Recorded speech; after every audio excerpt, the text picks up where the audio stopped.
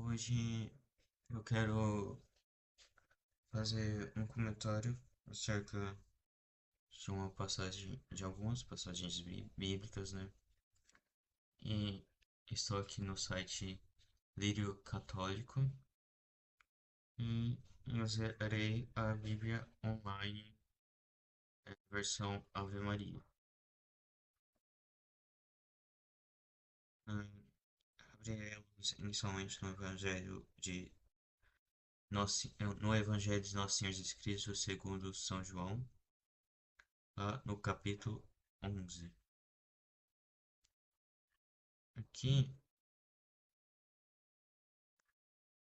eu irei mostrar o versículo 30. Inicialmente eu irei mostrar o versículo 35.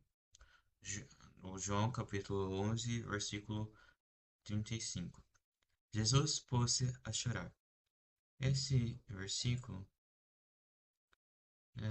é o melhor versículo da Bíblia, né? Jesus pôs-se a chorar. Esse versículo demonstra a natureza humana de nosso Senhor Jesus Cristo que se põe a chorar. Jesus é 100% homem, 100% Deus, segundo a tradição, segundo o Sagrado Magistério, né? A natureza humana e divina de nosso Senhor Jesus Cristo não se separam, ele é 100% Deus, 100% homem, 100% humano. E aqui, por ser 100% humano, Jesus se põe a chorar. Mas por que Jesus se põe a chorar? Porque o Lázaro, amigo dele, faleceu, né? Ele faleceu, né? Faz 4 dias. É, e podemos ler nossa passagem iniciando um pouco antes, né? No versículo 31. Os judeus que estavam com ela em casa em visita de pesa, mas ouve ele e Marta levantar-se depressa e sair seguiram-na, crendo que ela ia ao sepulcro para ali chorar. Quando, porém, Maria chegou onde Jesus estava e ouviu, lançou-se aos seus pés, disse: Senhor, se estivesse estado aqui, meu irmão não teria morrido. Ao vê-la chorar assim, como também em todos os judeus que a acompanhavam, Jesus ficou intensamente comovido em espírito e, sob o impulso de profunda emoção, perguntou: Onde o pusestes? Responde, eu lhe responderam-lhe: Senhor, vinde ver. Je- Jesus pôs-se a chorar. Observaram por isso os judeus, vendo como ele o amava. Mas alguns deles disseram: Não podia ele, que abriu os olhos cegos de nascença, fazer com que ele não morresse? Tomando novamente de profunda emoção, Jesus foi ao sepulcro. Era uma gruta, coberta por uma pedra. Jesus ordenou-lhe: Tira a pedra, disse Marta, irmã do morto. Senhor, já cheira mal, pois há 4 dias ele está aí. Respondeu-lhe Jesus: Não te disse eu, se creres, verá a glória de Deus. Tiraram, pois, a pedra. Levantando Jesus os olhos ao alto, disse: Pai, rendo-te graças, porque me ouviste. E eu bem sei que sempre me ouves, mas fala assim por causa do povo que está em roda, para que creiam que tu me enviaste. Aqui a gente começa a ver uma manifestação divina de Nosso Senhor Jesus Cristo, no versículo 41 ao 42, né? Versículo 41 e 42. E por que Jesus roga ao Pai? É porque Nosso Senhor Jesus Cristo é a segunda pessoa da Santíssima Trindade, né? E a Santíssima Trindade nunca age sozinha, né? As três pessoas da Santíssima Trindade sempre agem juntas, unidas, né? É, a Santíssima Trindade é composta por Deus Pai, que é mencionado aqui, Deus Filho, que é Jesus, e Deus Espírito Santo, que não foi mencionado aqui, mas ele está aparecendo de maneira implícita, né? Porque Deus nunca, a Santíssima Trindade nunca age sozinha. E as três pessoas da Santíssima Trindade é, são compostas substancialmente por Deus. Substancialmente, a Santíssima Trindade compartilham da mesma substância. Não confundir substância com matéria também, né? E Deus Pai não é puro espírito, ele não tem matéria. E Deus Espírito Santo também é por espírito, ele não possui matéria. O único que possui espírito é Nosso Senhor Jesus Cristo, que se encarnou, né? Continuando. Então, levantando Jesus os olhos ao alto, disse: Pai, rendo-lhe graça porque me ouviste. Eu bem sei que sempre me ouves, mas falo assim por causa do povo que está em roda, para que creiam que tu me enviaste. Depois dessas palavras, exclamou em voz alta: Lázaro, vem para fora. E o morto saiu, tendo dos pés as mãos ligadas com faixas e o rosto coberto por um sudário. Ordenou então Jesus: Desatai e desatai-o e deixai-o ir. Muitos judeus que tinham vindo a Marta e Maria e viram que Jesus os fizera, creram nele. Alguns outros, porém, foram os fariseus e lhes contaram o que Jesus realizara. Os, ponti- os pontífices e os fariseus convocaram o conselho, dizendo: Que faremos? Esse homem multiplica os milagres.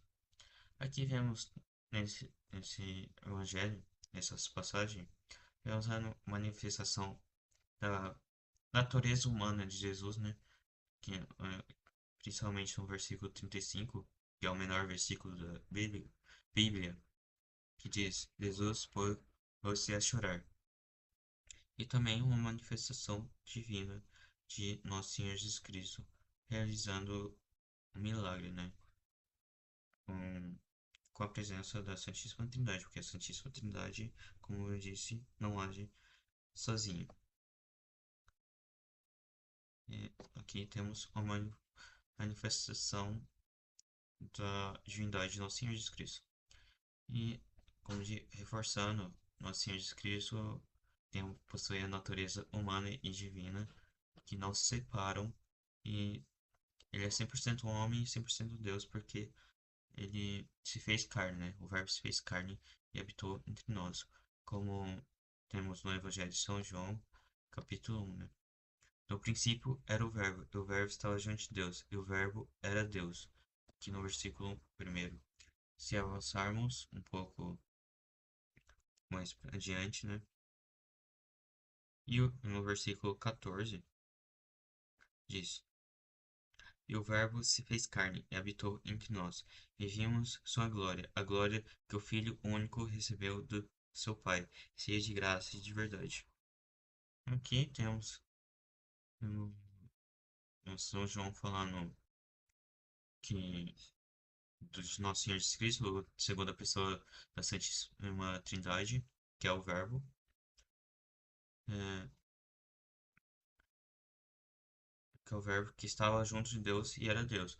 Que são São João fala que a segunda pessoa da Santíssima Trindade, o Verbo que, que está junto de Deus e é 100% Deus, né? Ele é 100% Deus. Estava. Então, aqui, no princípio, a palavra grega que São João usa, que originalmente João escreve em grego, né? A palavra grega que São João usa é arqué, que arqué em filosofia significa o princípio universal das coisas, que a partir delas as coisas foram criadas, né? É, como São João diz no versículo 3 também, tudo foi feito por ele, sem nada dele nada foi feito, né? Tudo foi feito por ele, nada, e sem ele nada foi feito. Isso significa que tudo parte de Jesus, né? Tudo parte de Deus, né? Que é 100% Deus, né? A Santíssima Trindade, como dito antes, compartilha da mesma substância, né? Que é Deus. Eles estão intimamente unidos, né? São três pessoas, só que estão intimamente unidas. E, em, em arqué, né? E é o verbo. O princípio fundamental das coisas é o verbo. Esse verbo, em grego, o São João usa o termo logos, né? Em arqué era o logos. É, reforçando o que que eu tinha dito antes, que Deus, a Santíssima Trindade, que nunca age sozinha quando Deus faz as coisas, né? Porque a Santíssima Trindade, Deus é. Se Deus existe, Deus existe através da Santíssima Trindade. Ou melhor dizendo, a Santíssima Trindade é completamente Deus, né? São três pessoas que uni, três pessoas intimamente unidas e a substância é Deus. É como também diz em Gênesis capítulo 1, versículo. Calma aí, deixa eu achar.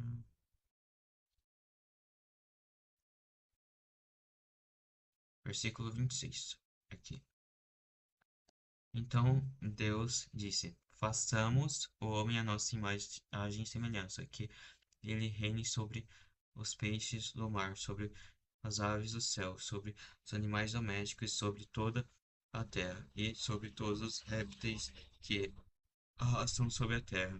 Aqui, Deus usa o verbo fazer na primeira pessoa do plural, né? Porque quando Deus, quando faz as coisas, ele sempre, a Santíssima Trindade sempre faz unida, porque substancialmente a Santíssima Trindade é Deus, né?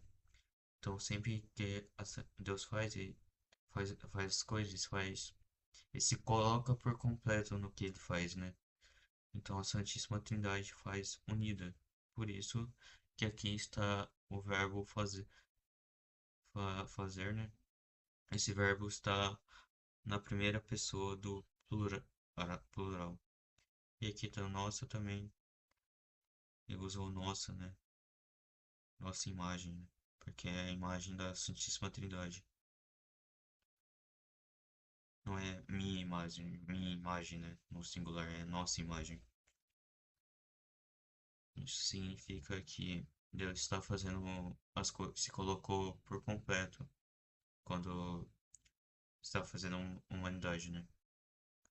Fazendo o ser humano.